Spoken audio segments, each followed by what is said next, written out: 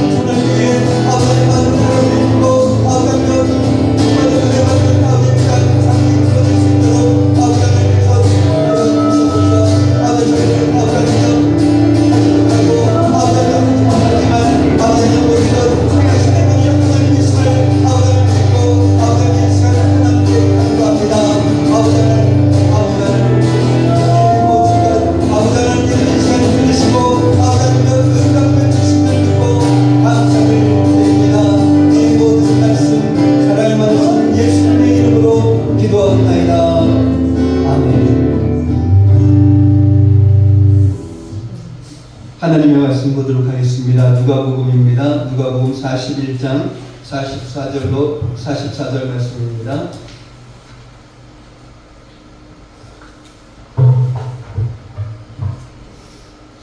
누가복음 19장 41절로 44절 말씀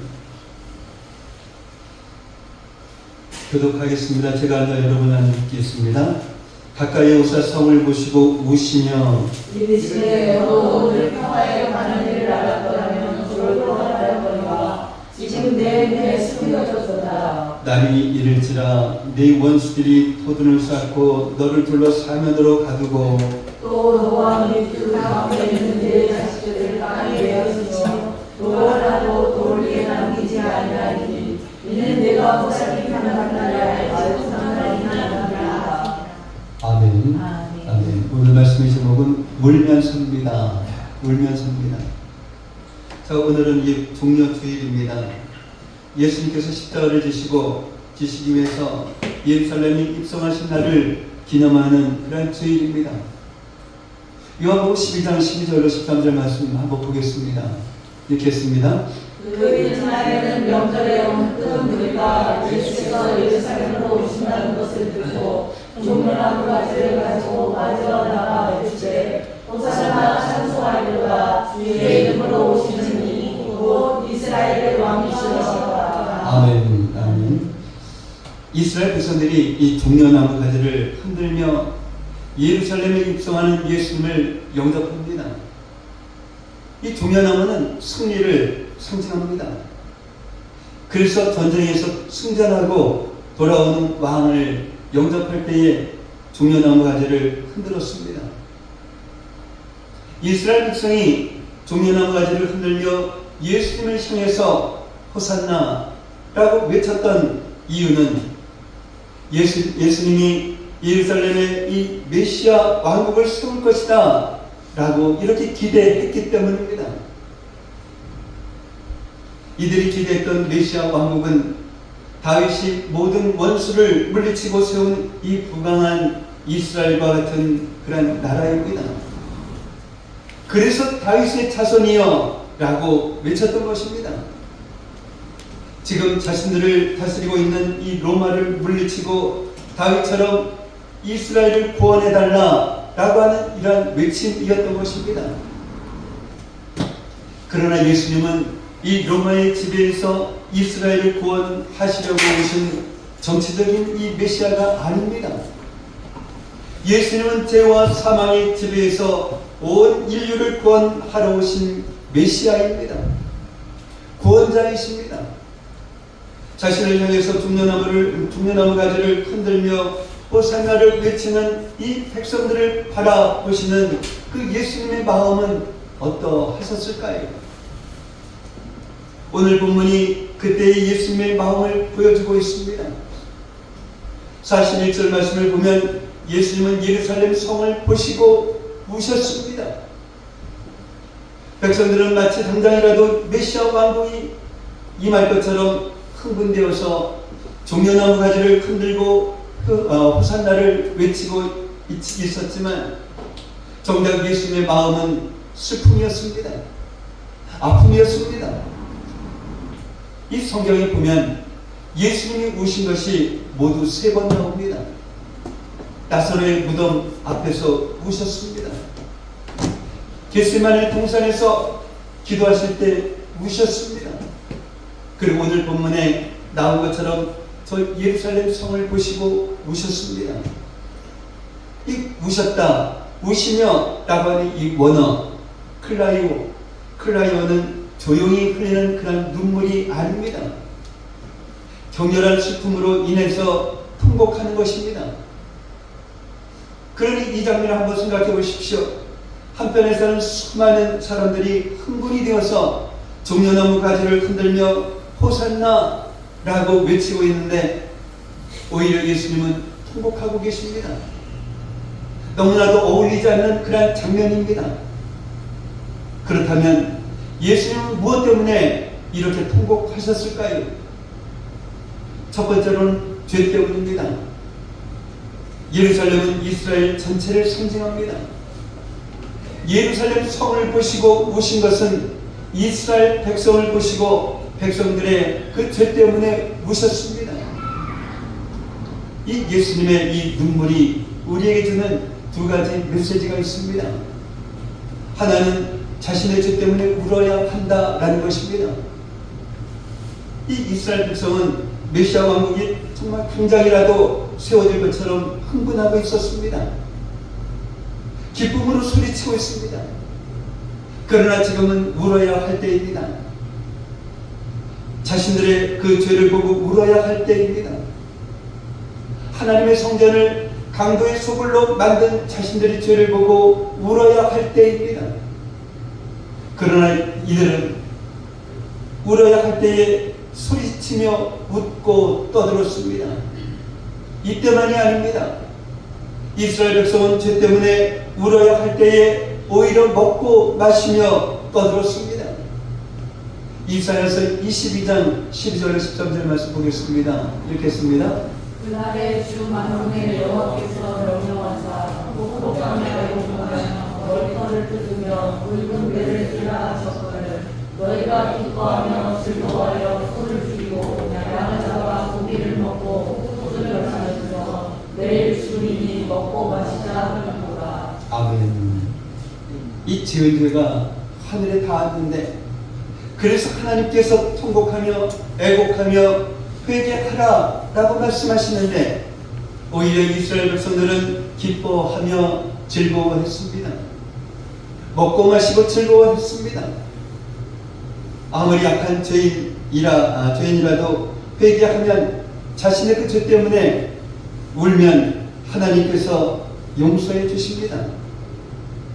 그러나 이 울어야 할 때에 회개의 눈물을 흘려야 할 때에 이스라엘 백성처럼 먹고 마시고 즐기면 망합니다.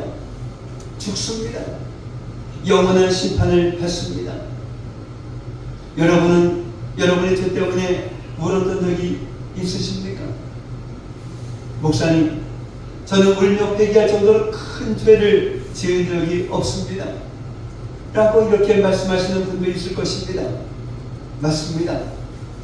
울며 회개할 정도의 큰 죄를 지은 적은 없는데 어떻게 울 수가 있겠습니까? 하물며 이 통곡이겠습니까? 이 큰 죄, 작은 죄 있는 것은 분명합니다.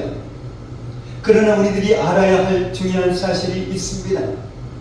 이 모든 죄는 하나님과 우리 사이에 담이 된다라는 것입니다. 아주 작은 그 죄도 하나님 아버지의 마음을 아프시게 한다라는 것입니다.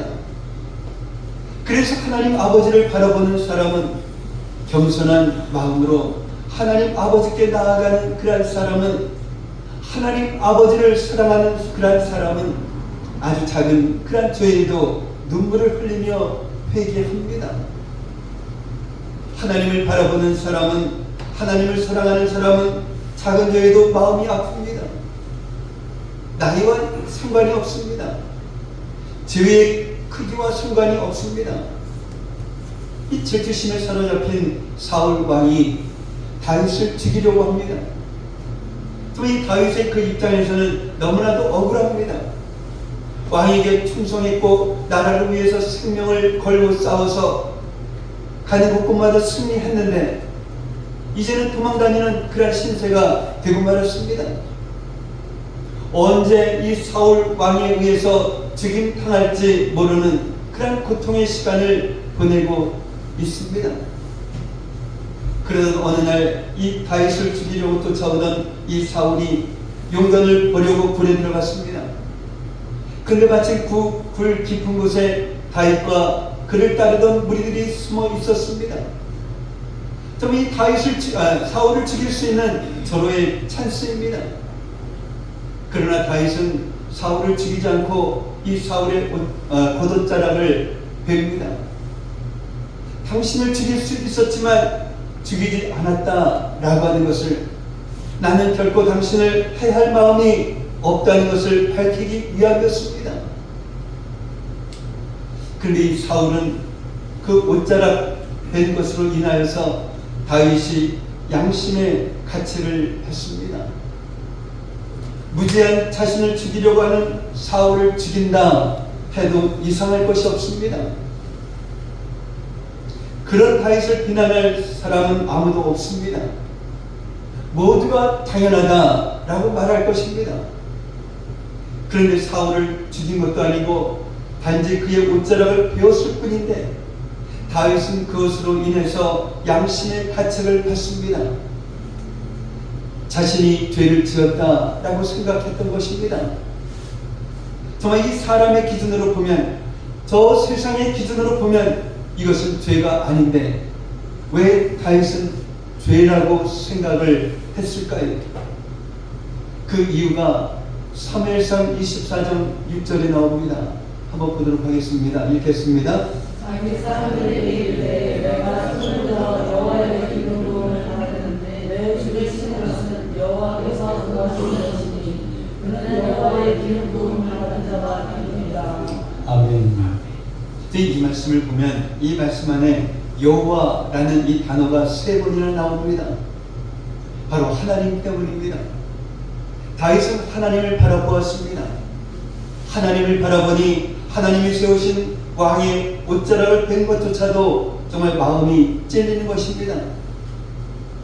하나님을 바라보면 작은 죄, 큰 죄가 없습니다. 이 모두가 다 회개해야 합니다. 하나님께 가까이 나아갈수록 우리가 무심코 지은 죄가 얼마나 하나님의 마음을 아프게 하는지를 깨닫습니다. 하나님의 그 아픔이 느껴집니다. 뿐만 아니라 그 죄가 얼마나 무서운 것인지를 깨닫게 됩니다. 그래서 눈물로 회개해야 합니다. 회개의 눈물이 있으십니까? 회개해야 하는 것은 아는데, 그래서 회개하고 싶은데 진정한 회개가 나오지 않아서 답답하신 분이 계십니까? 회개 없는 이 신앙생활이 계속되다 보니 이제는 큰 죄를 지어도 회개하지 않는 이 굳어진 마음으로 살아가고 있지는 않습니까? 그렇다고 하면 이 맹인 거지 바디메오처럼 소리질러 기도해야 합니다. 다윗의 자손이여 나를 불쌍히 여기소서라고 말합니다. 두 번째 메시지는 타인의 죄 때문에 울어야 한다라는 것입니다. 예수님은 이스라엘의 그 죄를 보시고 우셨습니다. 예수님은 지금도 우리의 죄를 보시고 우십니다. 우리에게는 이러한 예수님의 눈물이 있어야 합니다.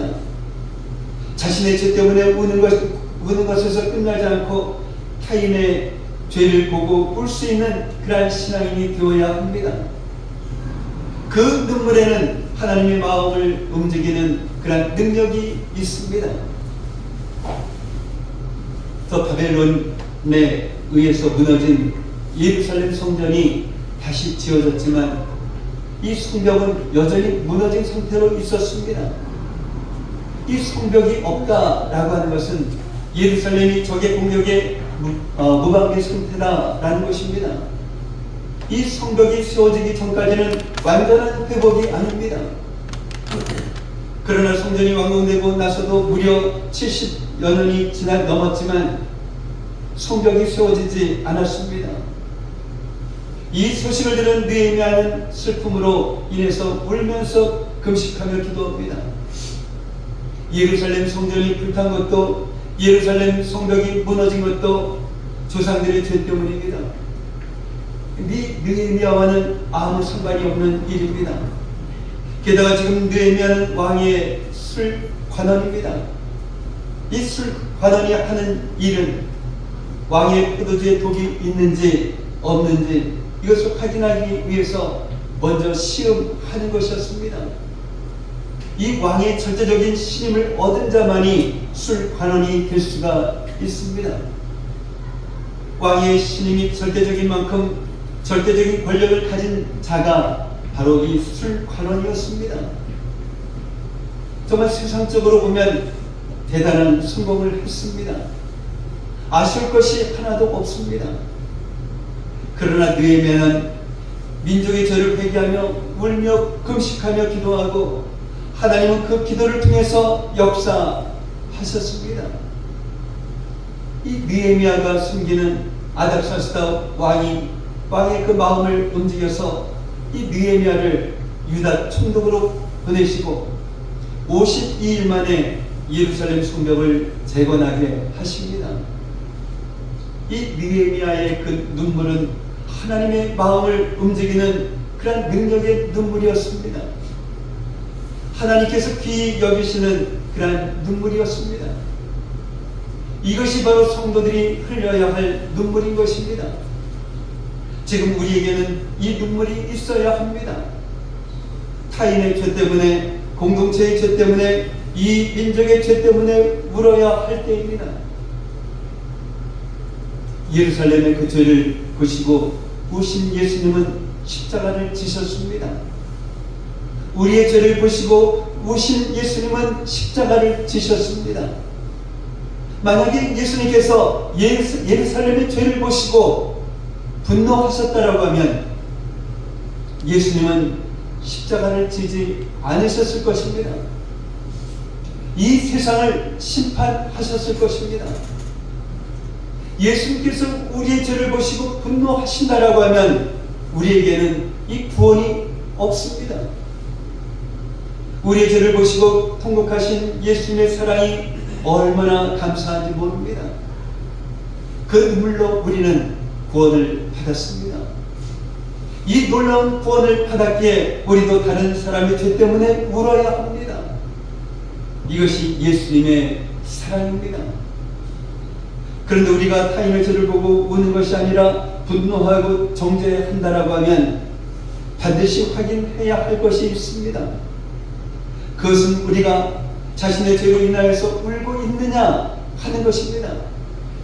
자신의 죄를 보고 우는 사람은 절대로 다른 사람의 죄를 보고 분노하지 않습니다. 정죄하지 않습니다. 아니, 정죄할 수가 없습니다. 하나님께서 나 같은 이 죄인도 사랑하셨는데, 하나님은 이렇게 추하고 더러운 죄도 용서해 주셨는데, 그런데 우리가 내가 누구를 향해서 분노하고 누구를 향해서 정죄하겠습니까?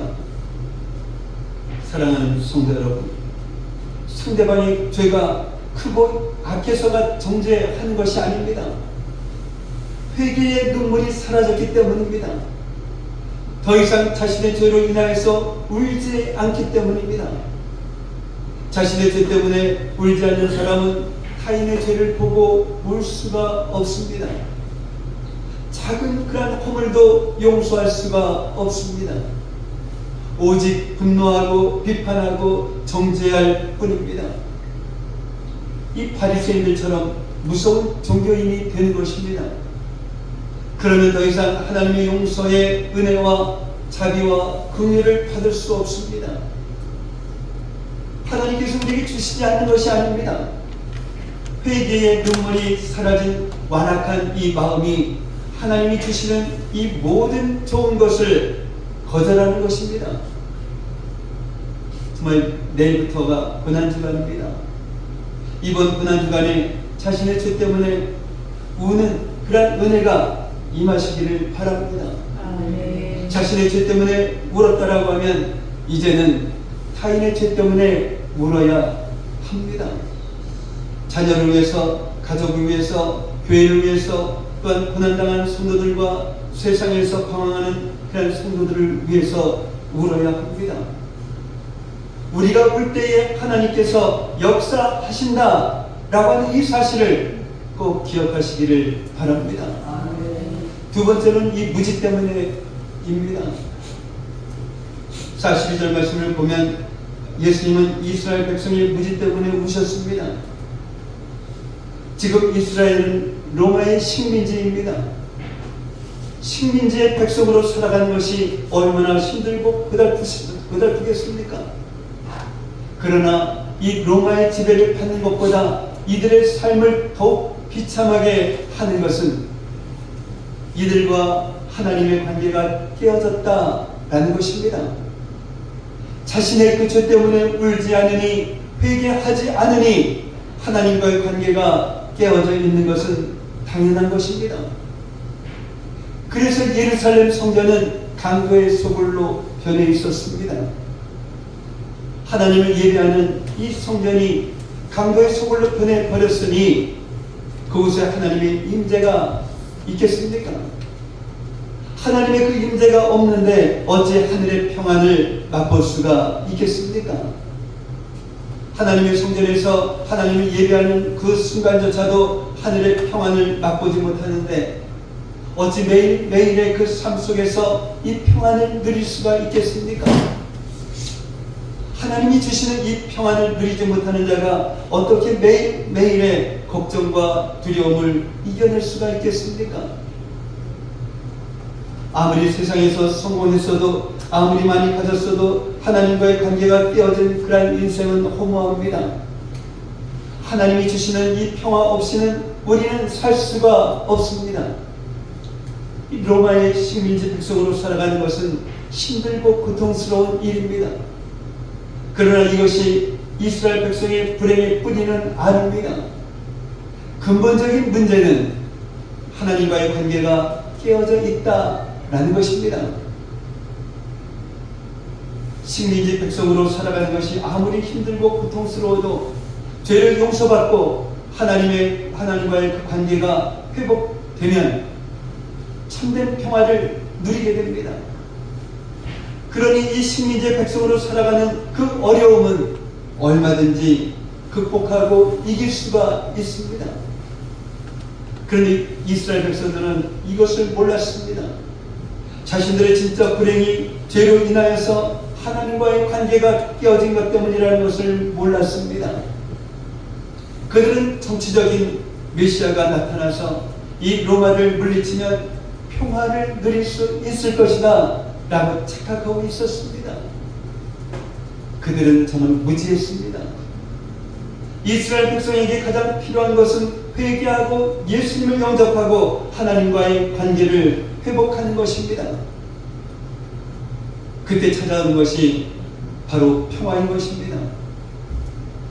이 평화는 노력해서 얻는 것이 아닙니다. 평화는 하늘에서 임하는 것입니다. 평화는 예수님을 영접하는 자들에게 주시는 그런 선물인 것입니다. 그러나 이스라엘 백성은 무지했습니다. 그래서 예수님을 정치적인 메시아로 영접했습니다. 그래서 예수님을 향해서 종려나무 가지를 흔들며 호산나를 외쳤습니다. 그러다가 자신들이 기대했던 그런 정치적인 메시아가 아닌 것을 알고는 예수님을 십자가에 못 박으라 라고 외쳤습니다. 이스라엘 백성처럼 지금도 수많은 사람들이 참된 평화에 관한 일을 모르고 헛된 곳에서 이 평화를 얻으려고 합니다. 돈에서 평화를 얻으려고 하고 명예에서 또한 육신의 만족과 쾌락에서 또한 인생 성공에서 평화를 얻으려고 합니다. 그러나 예수님 없이는 그 어디에도 이 평화는 없습니다. 예수님 없이는 그 무엇으로도 그 어떤 방법으로도 평화를 얻을 수가 없습니다. 그러나 이것이 어찌 세상 사람들만의 이야기이겠습니까? 예수님을 믿는다 하면서도 예수님만의 진정한 평화가 있는 것을 모르고 돈에 또한 세상 성공에 매달리는 그런 사람은 없을까요? 하나님과의 관계가 깨어진 관계로 인해서 허무한 것을 모르고 헛된 것에서 허무함을 채우려고 방황하는 사람은 없을까요? 자신들이 갈망하는 그런 진정한 평화가 자신들이 그 눈앞에 계신 예수님 것을 알지 못한 이스라엘의 이 백성의 무지를 보고 예수님께서 우셨던 것처럼 지금도 진정한 평화가 아직 예수님 것을 알지 못하고 헛된 것에 매달리며 세상을 기웃거리는 그런 우리를 보시며 지금 예수님께서 울고 계십니다. 허무한 그 마음을 채워주시고 공허한 인생을 채워주시는 분은 오직 예수님이십니다. 예수님만이 참된 평화가 되시고 예수님만이 참된 만족이 되십니다. 그러니 이 예수님 한 분이면 우리는 충분해야 합니다. 기억하시기 바랍니다. 예수님 외에 다른 그 무엇이 부족해서 공허한 것이 아닙니다. 예수님 외에 다른 그 무엇을 구하기 때문에 공허한 것입니다. 이 고난 주간에 오직 예수님만을 구하시는 여러분들이 되시기를 바랍니다. 아멘. 마지막 세 번째로는 심판 때문에 오셨습니다. 43절과 44절 말씀을 보면 예수님께서 말씀하시는 이 날은 바로 심판의 날입니다. 앞으로 약 40년 뒤, 그러니까 AD 70년 로마에 의해서 돌 하나도 돌 위에 남지 않을 이 예루살렘의 그 심판입니다. 예수님은 이 심판을 바라보시고 오셨습니다. 이스라엘 백성은 자신들을 구원하기 위해서 오신 그 예수님을 빌라도에게 넘겨주고 십자가에 못 박으라 라고 소리쳤습니다. 만약에 이스라엘 백성이 그러지 않았다라고 하면 예수님을 십자가에 못 박히지 않으셨을까요? 예수님을 십자가에 넘겨주지 않았다라고 하면, 자신들의 죄 때문에 울며 예수님을 영접했다라고 하면 이스라엘이 로마에 의해서 완전히 멸망하는 그런 심판은 받지 않았을 것입니다. 지금 예루살렘에 입성하시는 예수님의 방문은 이스라엘 백성에게 있어서는 마지막 구원의 기능입니다. 마지막 구원의 기회라는 말은 이 기회를 놓치면 심판을 받게 된다라는 것입니다. 결국 이스라엘 백성은 자신들에게 주어진 마지막 구원의 기회를 무시했습니다.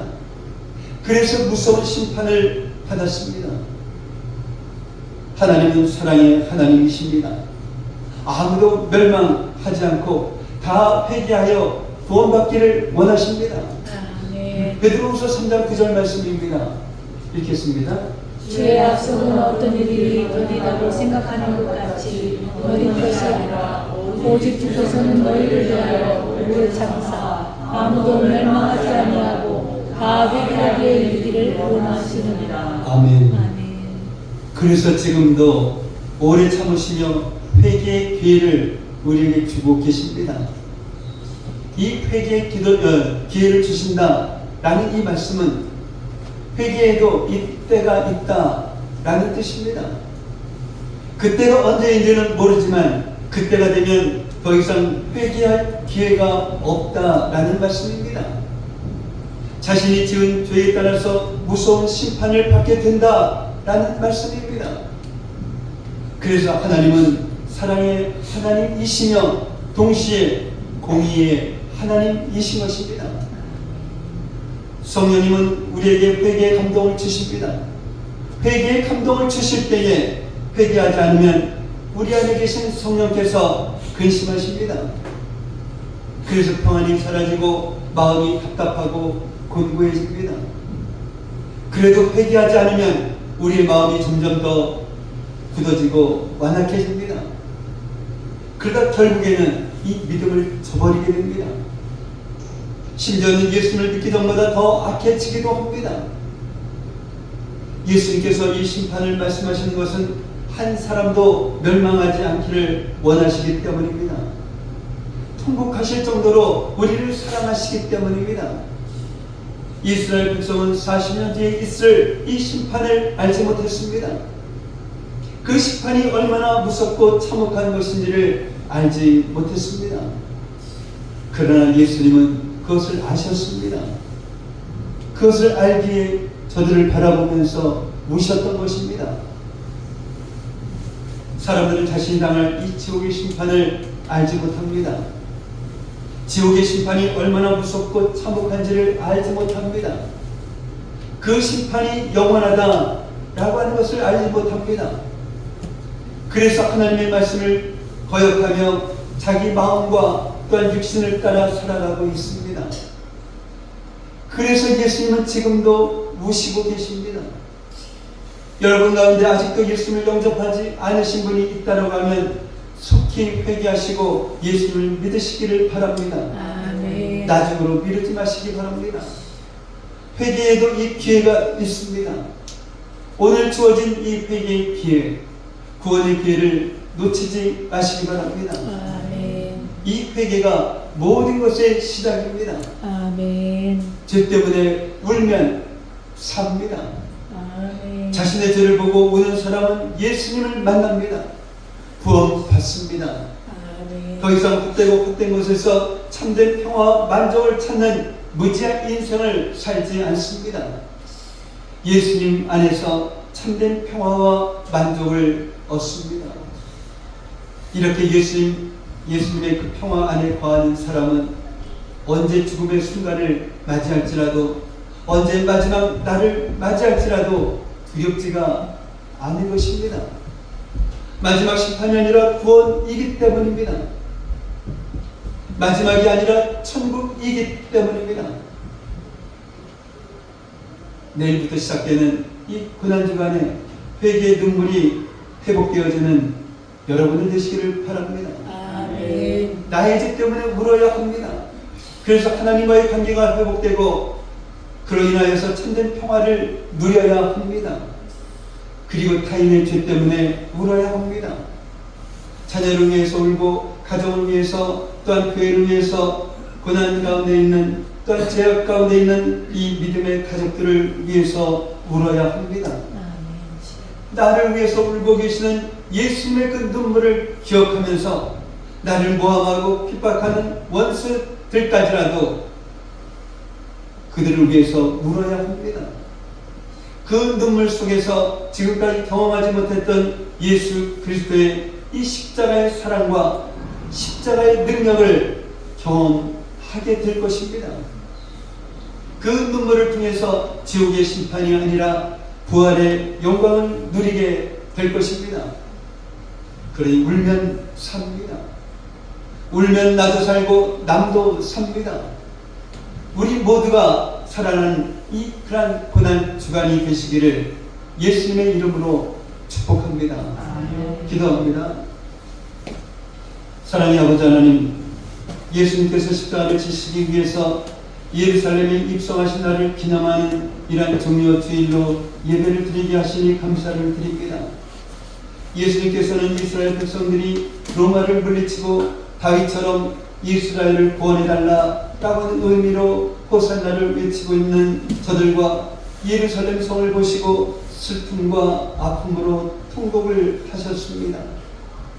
예수님께서 이토록 통곡하신 것은 죄 때문이며 자신의 죄뿐만 아니라 타인의 죄 때문에 울어야 한다라고 하는 것을 깨닫게 하셨사오니 이스라엘 백성들처럼 울어야 할 때에 소리치며 웃고 즐기는 것이 아니라 큰 죄건 작은 죄건 타인의 죄라 할지라도 겸손한 마음으로 하나님 아버지께 나아가 울며 회개하는 저희들 되게 하옵소서. 또한 예수님은 이스라엘 백성이 하나님과의 관계가 깨어져 있다라는 것을 모른다라는 이 사실 때문에 우셨습니다. 아무리 세상에서 성공했어도, 아무리 많이 가졌어도 하나님과의 관계가 깨어진 인생은 허무함은 물론 하나님이 주시는 평화 없이는 아무 소용이 없음을 깨닫게 하셨사오니 아무리 힘들고 고통스러워도 울며 회개함으로써 죄를 용서받고 하나님과의 관계가 회복되어 참된 평화를 누리며 살아가는 그러한 저희들 되게 하옵소서. 예수님은 이스라엘 백성이 마지막 구원의 기회를 무시함으로써 로마에 의해서 돌 하나도 돌 위에 남지 않을 예루살렘의 그 심판을 보시고 바라보시고 우셨습니다. 회개의 기회를 주실 때에 그 기회를 놓치지 않고 속히 회개하고 구원의 기회를 놓치지 않는 그런 저희들 되게 하옵소서. 예수님의 이름으로 기도하옵나이다. 아멘. 걸보기 산 위에 십자가 서서 1절만 찬양하시면서 준비하신 예물 드리겠습니다.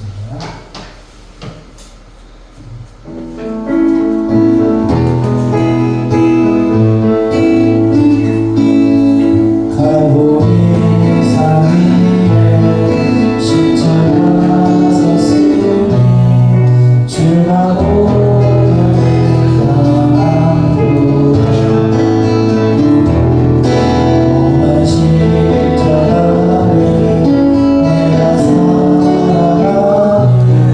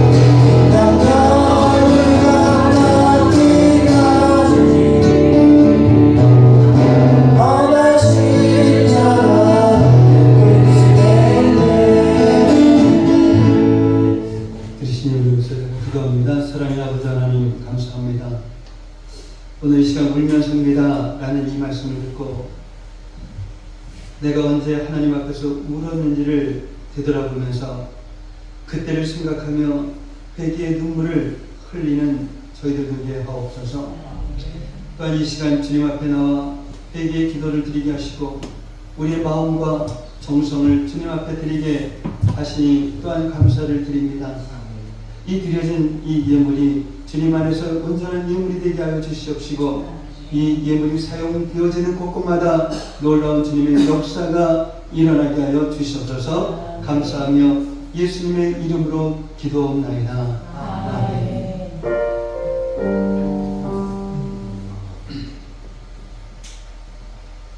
함께 예배드리신 여러분을 예수님의 이름으로 환영하고 축복합니다.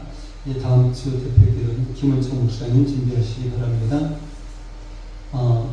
우리가 선교하고 있는 이 필리핀 남부 선교회 그 초등학교 졸업식이 있다고 합니다. 그래서 김은총 목사님 가셔서 설교할 예정에 있습니다. 위에서 기도 계속해 주시기 바랍니다. 오늘은 이 종료주일이었습니다. 그리고 내일부터 토요일까지가 먼저 고난 주간이 되겠습니다. 그리고 다음 주 4월 20일 날이 바로 부활 주일입니다. 이날은 그 세례의식과 성찬 예식을 하도록 하겠습니다. 그리고 주일학교 발표가 조금 있고 그 장학금 전달도 하도록 하겠습니다. 우리가 선교하는 그 두 개의 나라입니다. 목사님들 기억하시고 기대해 주시기 바랍니다. 다름하고 없으시면 다 같이 일어나셔서 찬송 부르심의 축도로서 예배를 마치도록 하겠습니다.